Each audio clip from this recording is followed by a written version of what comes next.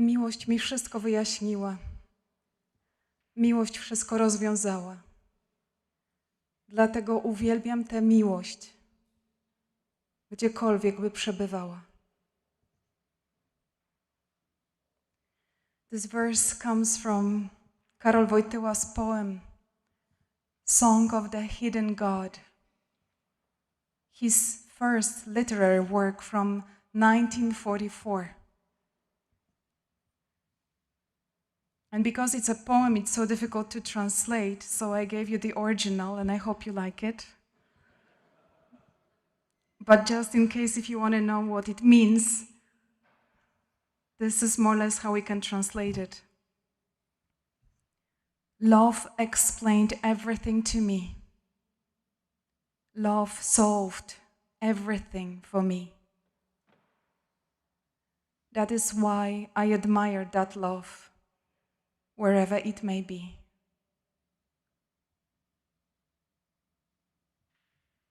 These verses are written by a young man during the Second World War, by a young man who only recently lost his whole family. Karol Wojtyla wrote this verse in 1944. Love explained everything to me. How can you explain Second World War, the bloodiest war ever? How can you explain Auschwitz? How can you explain losing every member of your family year after year, few years after few years? And so at the age of 20, you are completely alone. How can you explain that? I remember in the beginning of my ministry at the Divine Mercy Shrine in Krakow, one of my tasks was responding letters in English, which was super hard. But once we received a letter which was more than difficult to respond, not because of the language, but it was written by a certain woman who was suffering deeply, and she was describing her life, which was like a series of difficult events, one after another. And I read this letter, and I was just lost. I had no idea how can you respond to such a letter. Tell her we will pray for you. Tell her it's gonna be okay. Or maybe tell her, basically, it's not that bad. I know worse stories.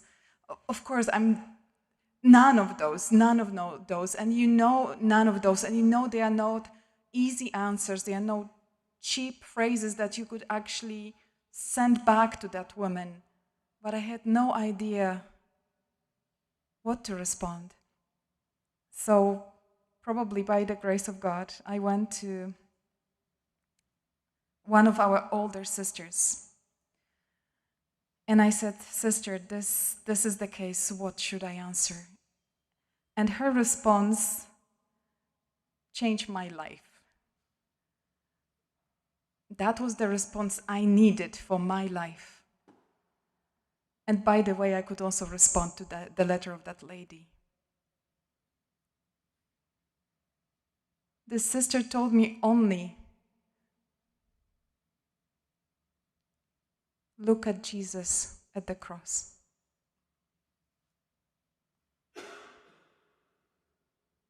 Tell her to be with Jesus crucified, to look at him.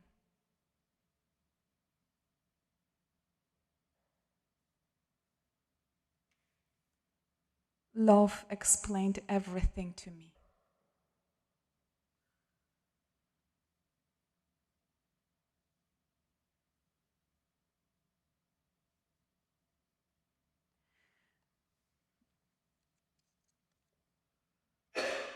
We just finished the novena before Divine Mercy Sunday, and you've been given those beautiful booklets to pray the last day of the novena.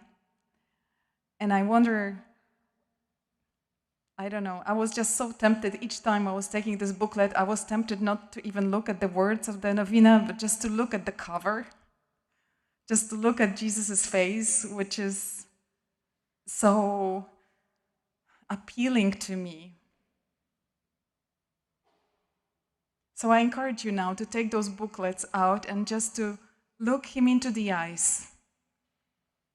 If you don't have the booklet, they are prayer cards at the back of the church. They are smaller, so the effect is smaller, but still, just look Jesus into his eyes.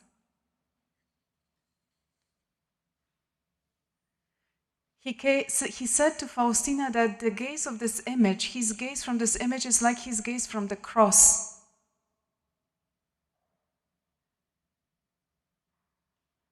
What is the gaze from the cross? Isn't it simply the gaze of the greatest love?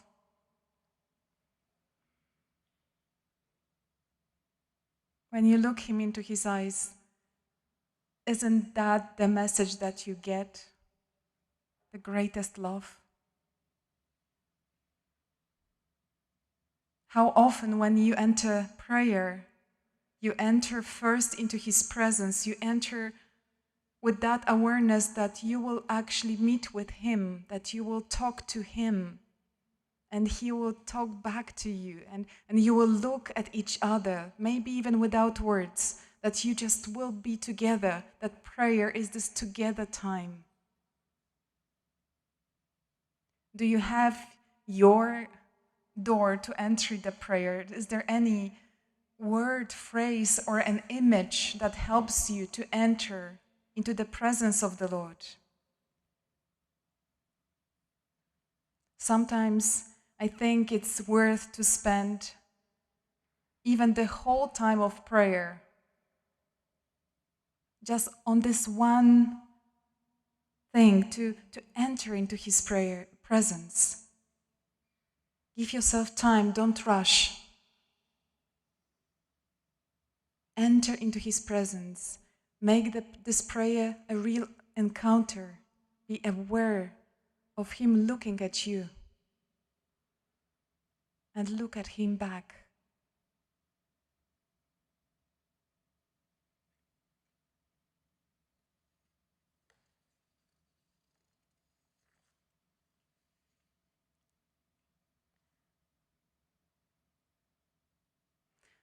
Jesus said that when he was dying on the cross, he was not thinking about himself, but about poor sinners.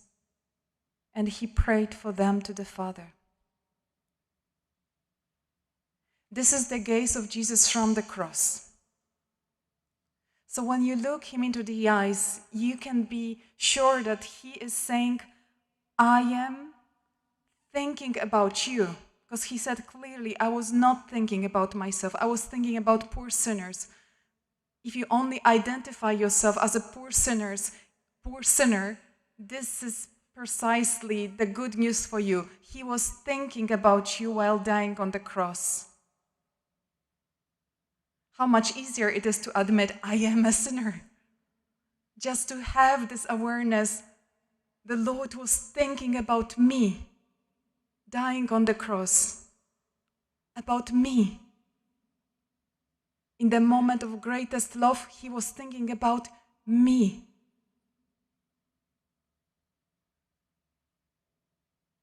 And he says, and I prayed for them to my Father. Have you ever imagined the dialogue between the Father and the Son, between Jesus and his Father and our Father, when they talk about you and when Jesus intercedes for you? You know, in this image, the whole Divine Mercy message is contained. And we can speak about it for hours, for days, for months. Anybody saw the diary of St. Faustina? You did. It's thick.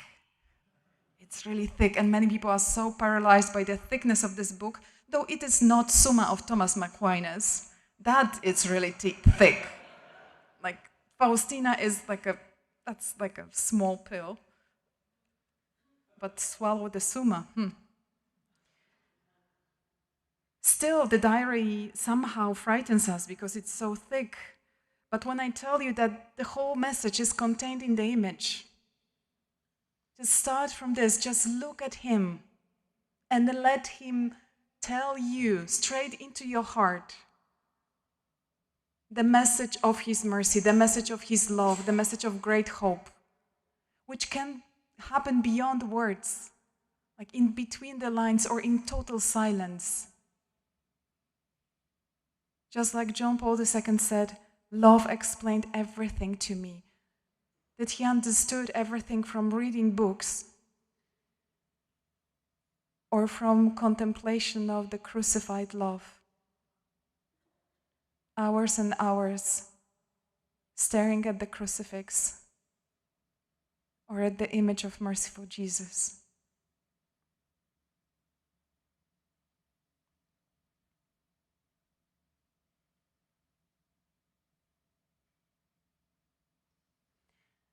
When you look at him, when you look him into the eyes,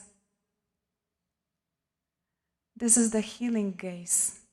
This is the gaze that we are all longing for, especially in our times when so seldom we look at one another, when either we just have such great difficulties with accepting who we are, with loving ourselves, that we don't want others to look at us. I experienced that while talking with people through those applications where you not only see the person you talk to, but you actually see yourself too. And it's so stressful that sometimes people just can't do it. They don't look into the screen because they see themselves too. So they don't look at you, they don't look at themselves because that's like too much. The more we need this healing time, looking at Jesus from the cross, looking at Jesus from this image, just straight into his eyes, allowing him, stand the pressure, don't run away, allow him to look at you. And stand the pressure of silence, stand the pressure of nothing is happening. Just be.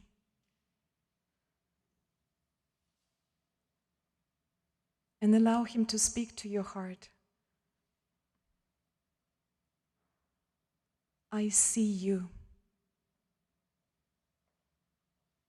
I see you. I know you. And I love you. I know you. And I love you.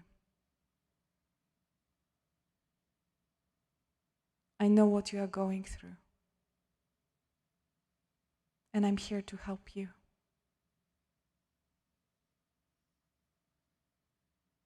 I know what you are going through. And I'm here to help you.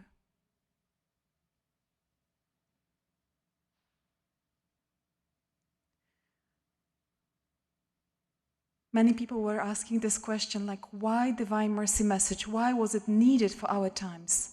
Why Jesus decided to come in those hundreds of revelations to Saint Faustina, and so much, it cost Faustina so much. And then her sisters, then priests, then bishops. Karol Wojtyla was on the front line of struggling for years and years to make it happen that this message can actually go to the whole world. So much suffering, those sleepless nights, tears, sacrificing. So many sisters from my congregation, they suffered so greatly. They sacrificed their lives, the diseases that happened to them, that came upon them, or even they sacrificed their lives before disease came, just to, Lord, please make it happen that people will hear the message of mercy. I'm ready to accept all.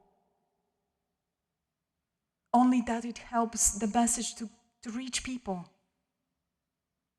So much effort. Why? Just to tell the people that God loves them? I mean, they heard it already. We heard it already.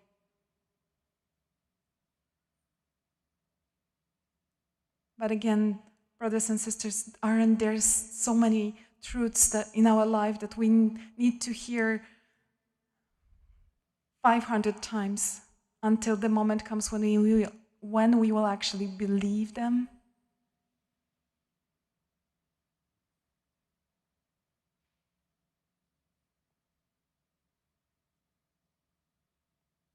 Jesus is love and mercy itself. That's how he introduced himself to Faustina. That's how she used to call him. That's how she would profess her faith. I know you are love and mercy itself. And you know when she was repeating this most of all? When she was immersed in total darkness. When she was suffering so greatly that she couldn't even move. She would fall from the bed and just spend the night on the floor because she couldn't even raise herself from the floor. And she would repeat, God is love and mercy itself. Love explained everything to me.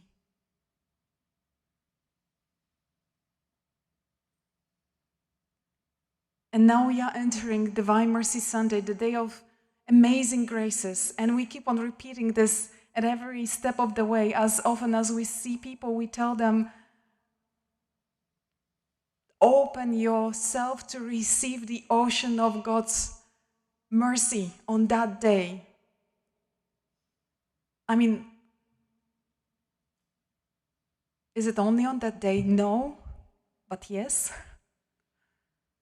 I mean, he said that on that day, all the floodgates through which graces flow are open. On that day, he wants to give us, let me quote,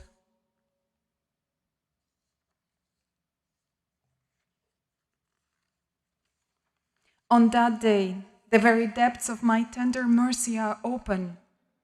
I pour out a whole ocean of graces upon those souls who approach the fount of my mercy. The soul that will go to confession and receive Holy Communion shall obtain complete forgiveness of sins and punishment.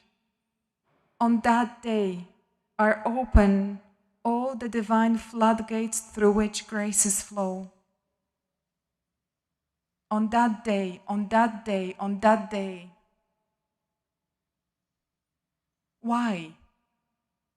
Why not 365 days a year? Well, I guess we wouldn't make any use of that. God really knows how he created us, and he knows the burden of the original sin, and he really knows how everything functions in our broken mind, heart, body. He knows. So there's that one special day with those particular graces, so that we would really take it seriously, understanding that maybe in your life, in my life, that's the last Divine Mercy Sunday. You never know. Make a good use of it.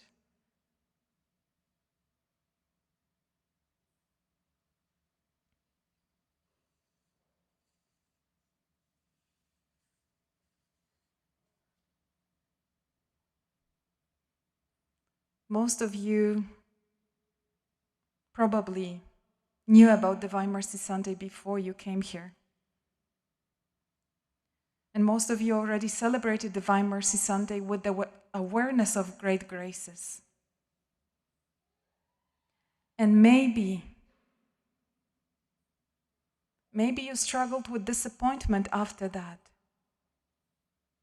because you've been asking and it didn't happen.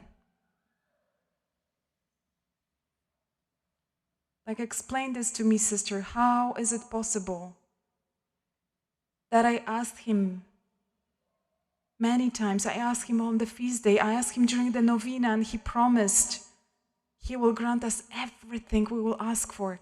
How come it didn't happen?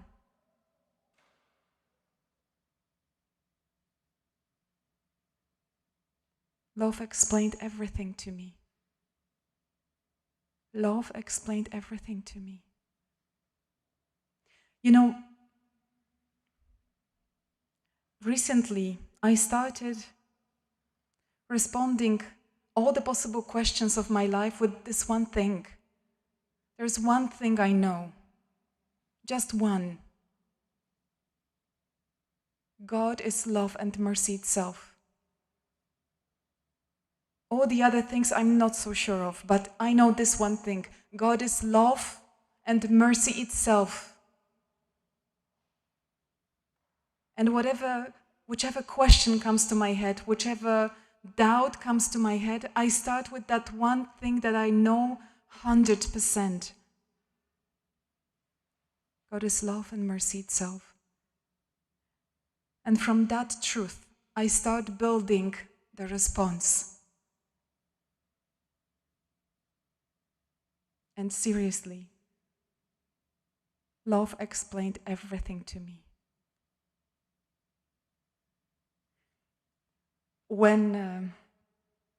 Before I entered religious life, I remember this time when so many people were coming to me, sharing their heartaches, their difficulties, their sorrows. And I was overwhelmed with them. You know, the syndrome of the savior? I don't know if you suffer from it. I struggled with that a lot, and you just want to fix all of that. You want to help them all. And it hurts so much because suddenly you realize you are not God. And you can't.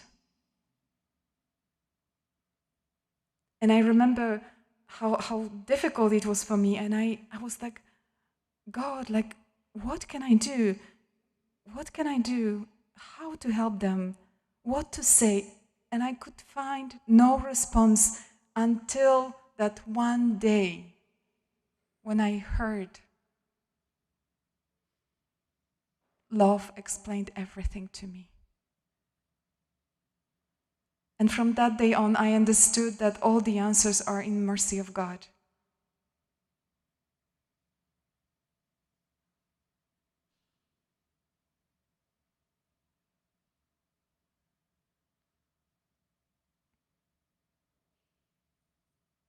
I don't know what you are going through right now.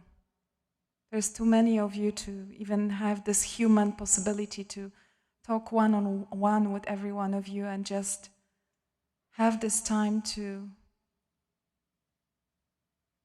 see and hear and know what's happening in your life at that very moment. What's your struggle? What's your pain? Where are your fears? Like, where are those areas that you're overwhelmed with fear and anxiety and doubts? But I encourage you to have this time of prayer that is coming after this talk, to look him into the eyes, either straight to the monstrance or through the help of the image, and just tell him.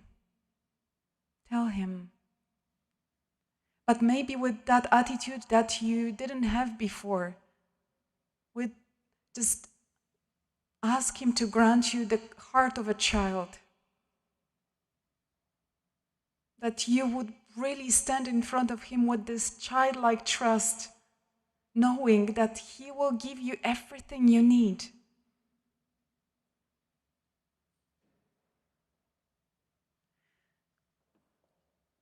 I shared this with you at some point already, so you know that there are no unanswered prayers. And we kind of feel it, but how to understand? Once I heard this explanation that God has only 3 ways of responding our prayers. our petitions. One is yes, of course, and it's happening right now, just because you asked, and he can do it. The other is yes, but not yet. For whatever reason, for love reason, time is needed. So yes, but not yet, persevere.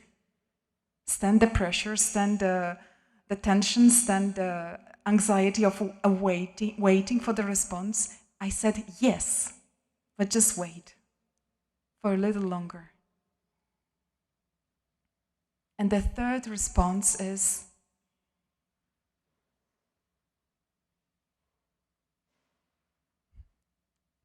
again, yes. Are you sure? The third one is, I have something better for you. So it's basically no. And it's okay when you know that he is love and mercy itself. Then you are okay with any answer. Yes, right now. Yes, but later. No, because I have something better for you. You know, there's that story from the life of St. Augustine. You know that his mother, Monica, was praying intensely for his conversion. And that was the main prayer of her life. That was the deepest, the deepest current of her prayer. She could have many intentions, and she did, many prayer intentions, but that was the one that was always there, the deepest one. And one day Augustine said to her, I'm moving to Rome, I go to Rome. And she was terrified. And she started praying, God, do not allow him to go to Rome. Rome at that time was a very bad city. That wasn't the Vatican City. That was something totally contrary to the Vatican City. And Augustine's plan was to go there for his own reasons. And his mom was like super terrified. He's in a bad shape now. He'll go to Rome. It's going to be even worse. Lord, do not let him get on the ship to Rome. And what did God answer? Yes, you got it. Yes, but give me some time. Or I have something better. Monica, being just a human being and not seeing the whole situation in full, she was directing to God two, contradicting prayers, asking for the conversion of her son and asking that he wouldn't go to Rome. Whereas in Rome, he was supposed to meet someone who will lead him to conversion. So, God couldn't fulfill that prayer. He couldn't fulfill that desire of Monica. He needed to say no to that so that he could say yes to that most profound and deepest prayer intention she ever had. Maybe you have those prayers too. You don't see it yet. You have those prayer intentions which seem to be the best ever. Maybe you're praying for health, and it seems that health is the best thing ever. I don't know. I'm a religious sister, so people, when they greet me, they send me greetings. They are usually very holy, very spiritual.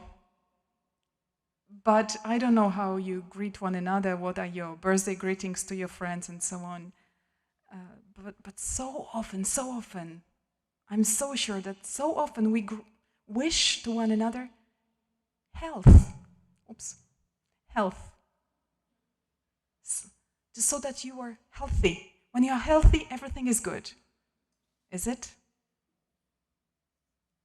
Now we have war in Ukraine. And we think war in Ukraine, that's the worst thing ever.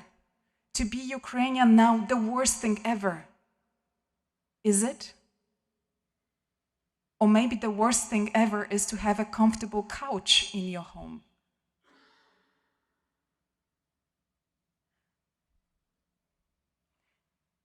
People say dying and suffering is the worst thing ever. Is it? Or maybe sin is the worst thing ever. How the Bible speaks about physical death. So often, even when you listen to Jesus, Bible says that this physical death is a dream. It's like falling asleep. What does Bible call death? What's death according to Bible, our holy book? Sin. So what's the worst thing ever?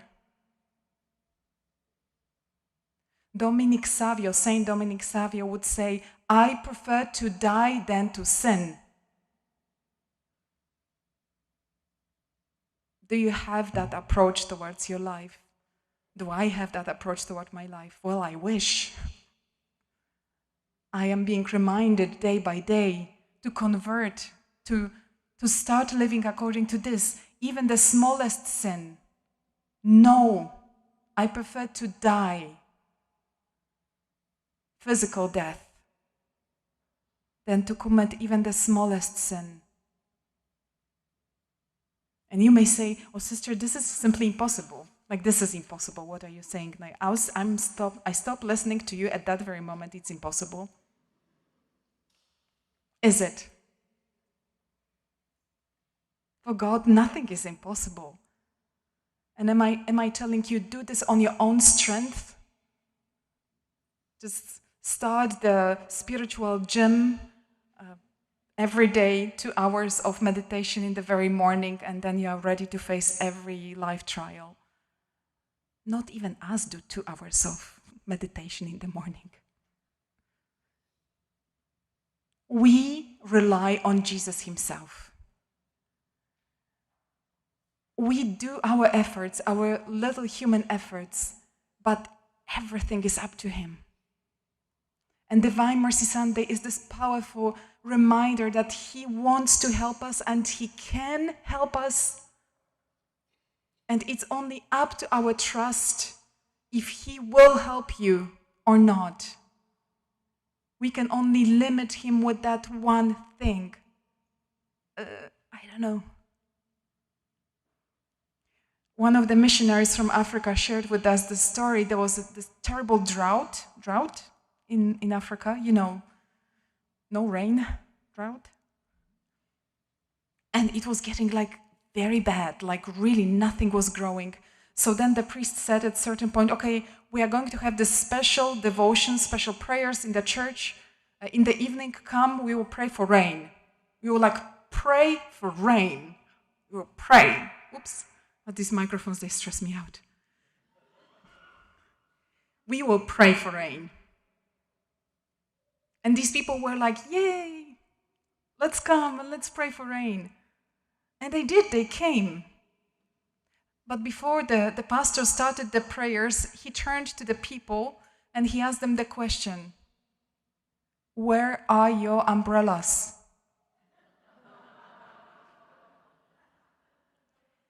And brothers and sisters, if we approach Jesus on the Divine Mercy Sunday with this basket filled with prayer intentions, with the biggest ones, like, I want to be the greatest saint, I want the conversion of my whole family, I want the whole America to receive God and to really live according to in God we trust.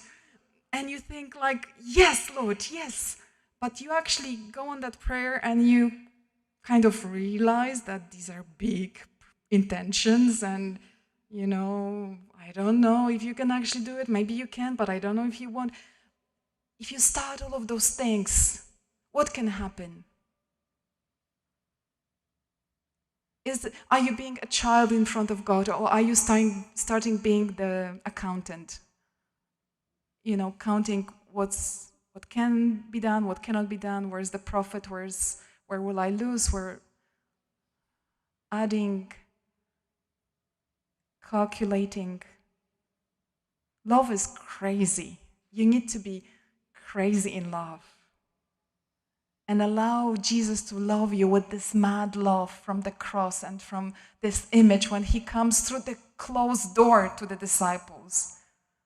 There's no limit to his love. There are no barriers that he cannot cross.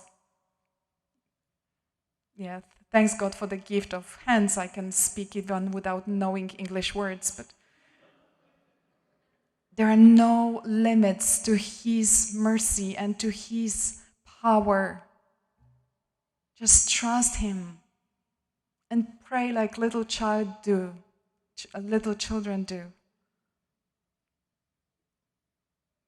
This is the encouragement I have for myself, I know, for this Divine Mercy Sunday, to allow myself be a little child in front of him, praying as if he would be the best of the fathers and I would be his only child, the pupil of his eye, the love of his heart, someone whom he loves more than his own life.